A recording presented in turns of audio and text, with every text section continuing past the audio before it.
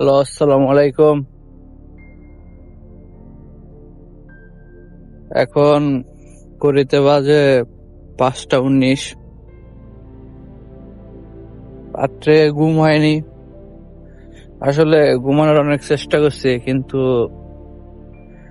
ঘুম আসে না। প্রবাস জীবন খুবই কষ্টের। কষ্ট নাই, তবে অনেক টেনশন, নানান টেনশন।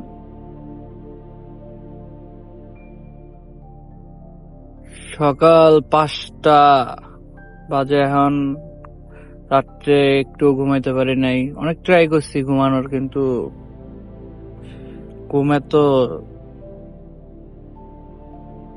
সহজ আর নাই। দেশে থাকতে একটা নিশ্চিন্ত ঘুম দিতাম, ঘুম আসতো খুব সহজেই, কোনো টেনশন ছিল না। নানান টেনশন এই প্রবাসে।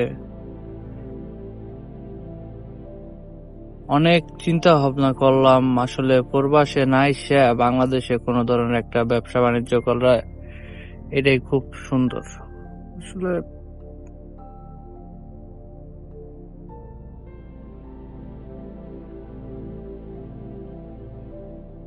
ফ্যামিলি, পরিবার, আত্মীয় স্বজন, কাছের লোক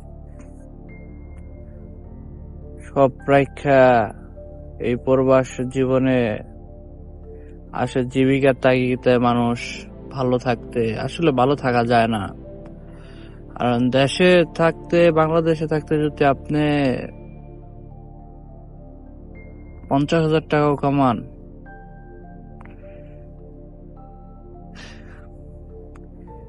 তাও অনেক অনেক কিছু।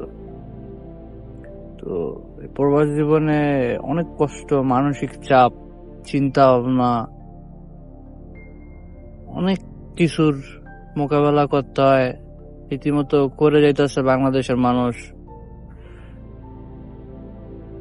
কিন্তু টাকা আসে ঠিকই। টাকা আসে না এমন না, টাকা আসে, কিন্তু এই টাকা দিয়া লাভ কি? আত্মীয় স্বজন, নিজের সময় অপচয় করে এই বাইরে 20 বছর থাকলেন, 50-60 লাখ টাকা কামাইলেন, দেশে একটা বাড়ি উড়াইলেন, তারপরও দেশে যায় চিন্তা করতে হইব আপনি পরবর্তীতে কি করবেন। কিচ্ছু করতে পারবেন না, কোনো বুদ্ধি এব না। তখন কি করবেন জানেন? আপনার ছেলে প্রাপ্ত বয়স্ক হইলে আর আবার বাইরে পড়াইলেন, ও আবার সেম আপনার মতো স্ট্রাগল করব, কষ্ট করব, সেম। কি লাভ? কোনো লাভ নাই। আমরা প্রবাসে না আইসা আমরা চেষ্টা করব দেশে কিছু করার। ঠিক আছে? প্রবাসে না আসলে বোঝা যায় না প্রবাস জিনিসটা কি। আসসালামু আলাইকুম।